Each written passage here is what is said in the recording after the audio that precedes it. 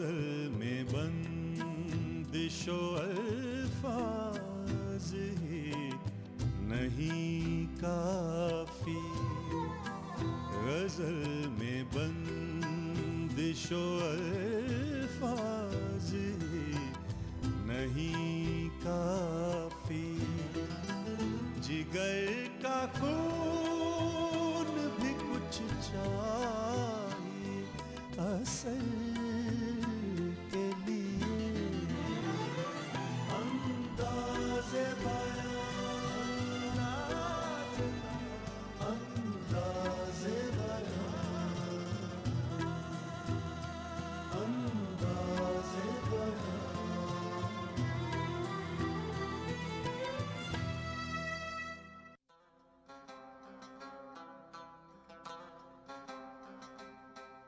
कितना है बदनसीब ज़फ़र, दफन के लिए 2 गज ज़मीन भी न मिली कुए यार में। नाज़रीन, ये ज़फ़र का शेर है। ये वही ज़फ़र हैं जिन्हें हम बहादुर शाह ज़फ़र के नाम से जानते हैं।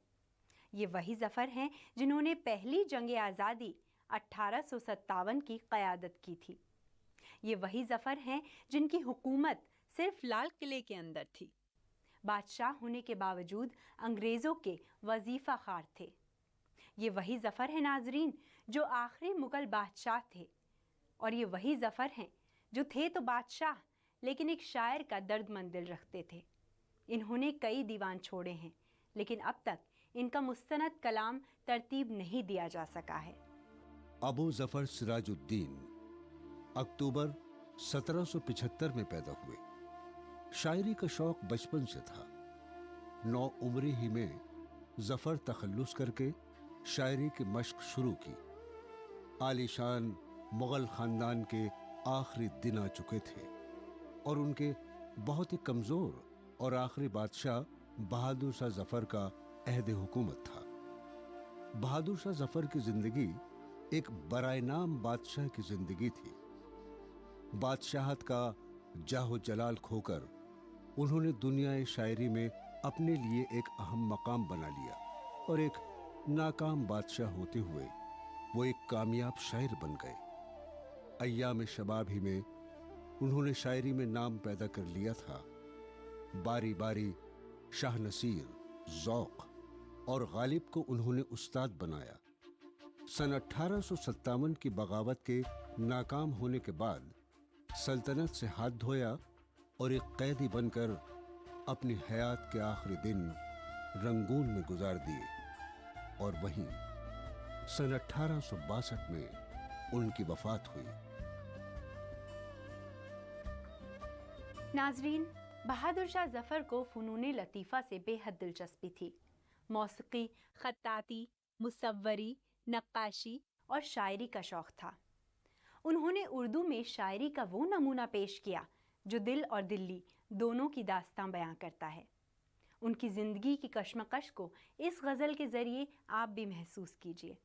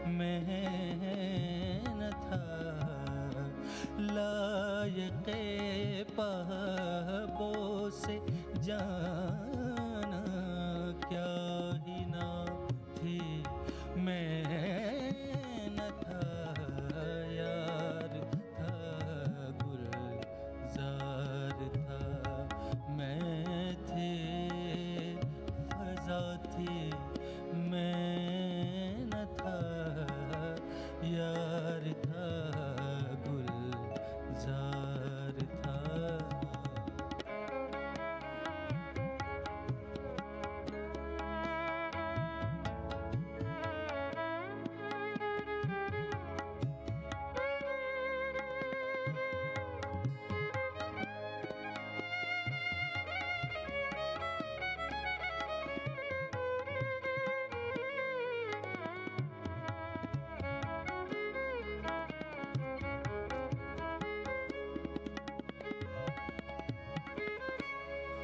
मैंने पूछा क्या हुआ वो आपका हुस्नो शबाब। मैंने पूछा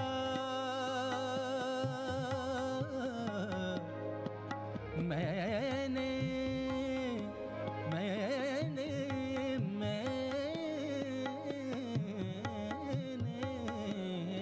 मैंने पूछा क्या हुआ वो आपका हुस्नो शबाब। हंस के बोले वो सनम शाने खुदा थी मैं न था। हंस के बोले वो सनम शाने खुदा थी मैं न था लायके पहबों से जाना क्या ही ना थी मैं न था यार था गुलजार था।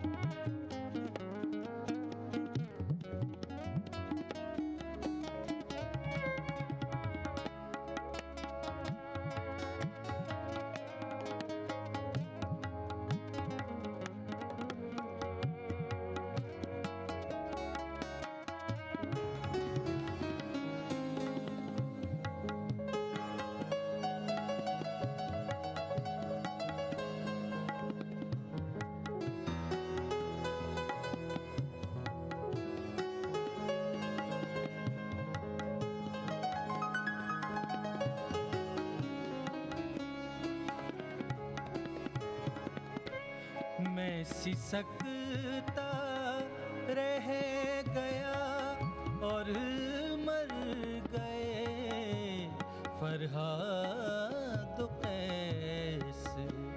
क्या उन्हीं दोनों के हिस्से में क़ज़ा थी मैं न था यार था गुलजार था मैं थी फजा थी मैं न था यार था गुलजार था।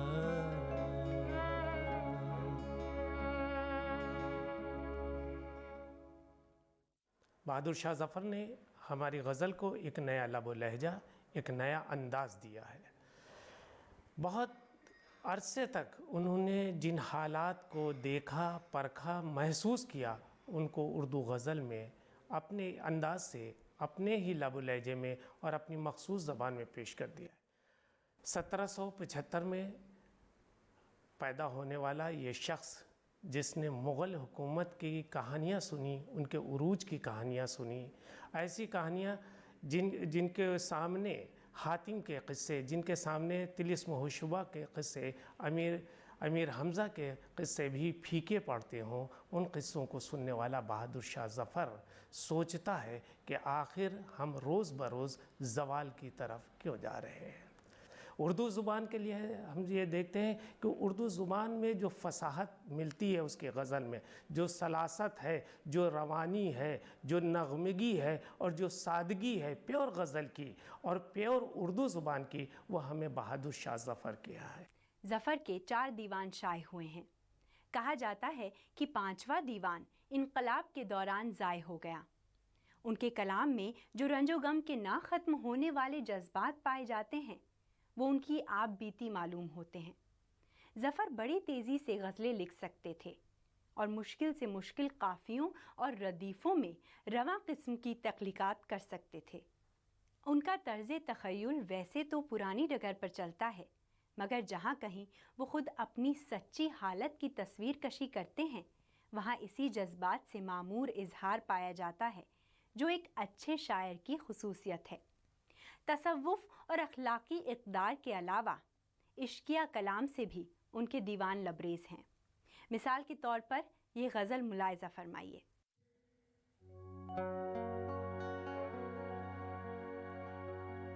नहीं इश्क़ में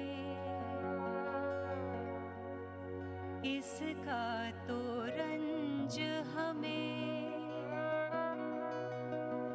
के करार और शकीब जरा न रहा। नहीं इश्क़ में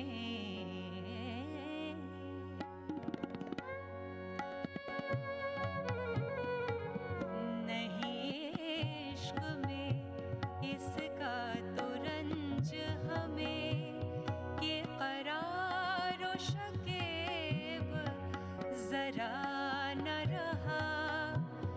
गमे इश्क़ तो अपना रफ़ीक़ रहा। गमे इश्क़ तो अपना रफ़ीक़ रहा। कोई और बला से रहा न रहा। नहीं इश्क़ में इसका तो रंज हमें। नहीं इश्क़ में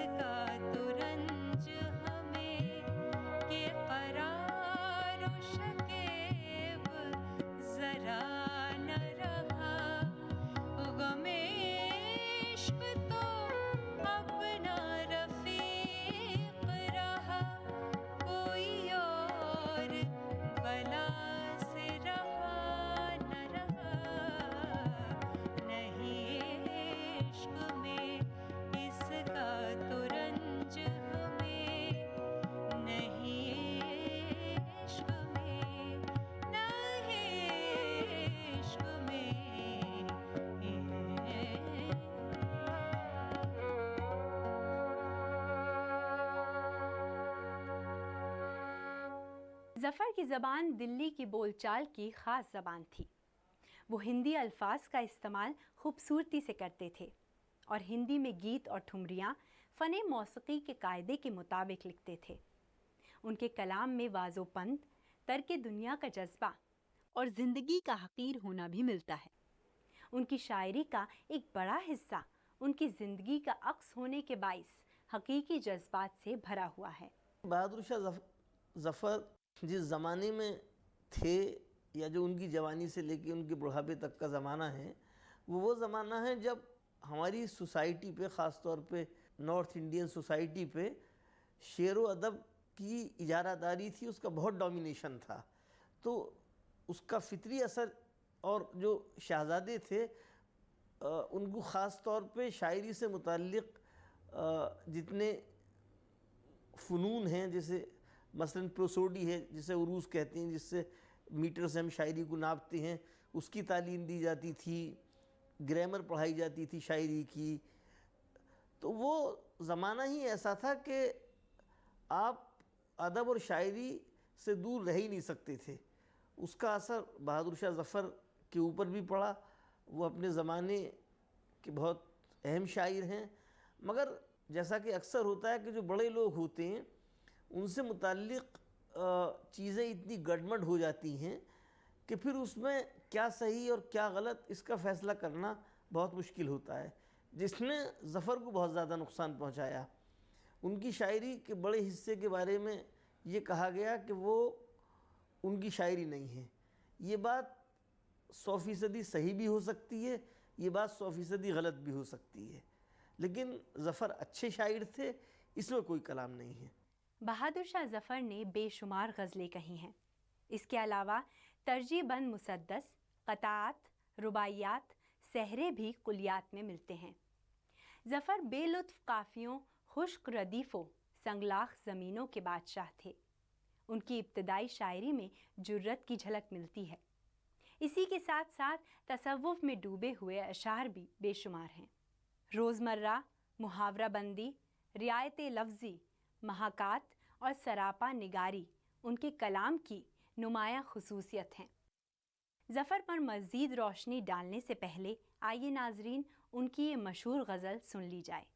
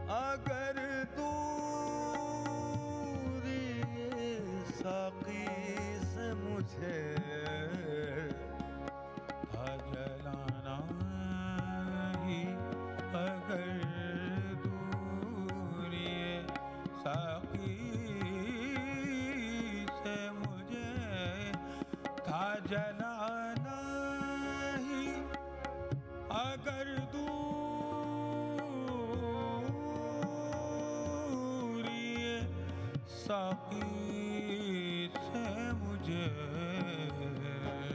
तो चरागे रहे मैं खाना बनाया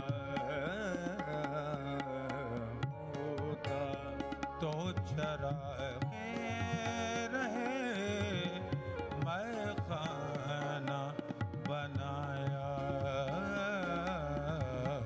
होता या मेरा ताज गदाया ना बनाया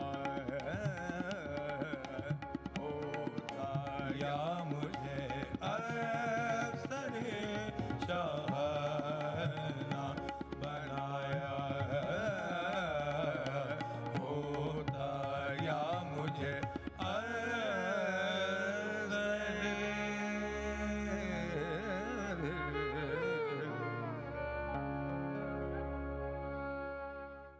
नाजरीन, ज़फ़र के यहाँ तलाशे ज़ात और इंकिशाफ़ाते ज़ात का सिलसिला मिलता है। इंकिशाफ़ाते ज़ात के दौरान में वो बेशुमार मंजिलों से गुज़रते हैं। अपने होने के इंकिशाफ़ के बाद वो ख़ुद को बहुत सी जिहात में देखते हैं। ये बहुत बड़ा नाम हमारे यहाँ उर्दू गज़ल में बहादुर शाह ज़फ़र का आता है कि बहादुर शाह ज़फ़र ने बहुत सादगी के साथ, बहुत सलासत के साथ, जिसे हम कहेंगे सहल मुमतना के अंदाज़ में गज़लें कही हैं। उन पर बहुत से इल्ज़ामात भी लगे हैं कि ये गज़लें हो सकती हैं कि ज़ौक़ की हों, ये हो सकती हों शाह नसीर की हों, ये हो सकती हों किसी और की हों, उनके असातिज़ा की हों, लेकिन नहीं, इसके बाद से लेके रंगून तक जो उसकी गज़लें हैं। और अब तो तहक़ीक़ के बाद जो कुछ सब साबित आ गया है कि उसने ये सब कुछ हासिल किया, और क्यों ना हासिल करता। नाजरीन, बहादुर शाह ज़फ़र पर जहाँ और सितम हुए, वहाँ एक जुल्म ये भी हुआ कि इनके कलाम के हिस्से बखरे कर दिए गए। मौलाना मोहम्मद हुसैन आज़ाद की बरकत से इसका एक बड़ा हिस्सा खुद उस्ताद ज़ौक़ के हवाले कर दिया गया। बाकी जो हिस्सा बचा उसमें गालिब शरीक पाए गए। गोया जो शख्स गैरों के हाथों अपने तख्तो ताज से महरूम हुआ, अपनों के हाथों इसके कलाम भी बांट लिए गए। ना ज़फ़र किसी का हबीब हूँ, ना ज़फ़र किसी का रक़ीब हूँ, जो बिगड़ गया वो नसीब हूँ, जो उजड़ गया वो दयार हूँ। पे फातिहा कोई आए क्यों, कोई चार फूल चढ़ाए क्यों, कोई शमा लाके जलाए क्यों, मैं तो बेकसी का मज़ार हूँ। नाजरीन, ये थे हमारे हर दिल अजीज़ बादशाह और एक अहम शायर बहादुर शाह ज़फ़र। अगले हफ्ते फिर एक नए शायर और उनके कलाम के साथ मैं सरवत ज़हरा हाजिर होंगी। तब तक के लिए हमें दीजिए इजाज़त। खुदा हाफ़िज़।